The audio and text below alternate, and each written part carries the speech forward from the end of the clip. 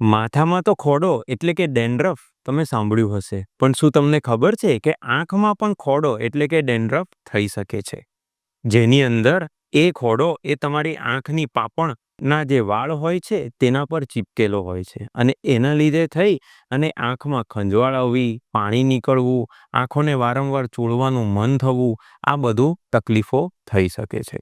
જો આવું કંઈ પણ થતું હોય તો સૌપ્રથમ તમારે રેગ્યુલરલી દિવસમાં 2 થી 3 વાર ફેસ વોશ અથવા કોઈ પણ સાબુને ચોળી અને એનું ફીણ કરવું, અને આંખને બંધ કરી અને એ ફીણને આંખની પાપણો પર લગાવી અને 2 થી 3 મિનિટ આંખ બંધ કરીને રહેવા દેવી.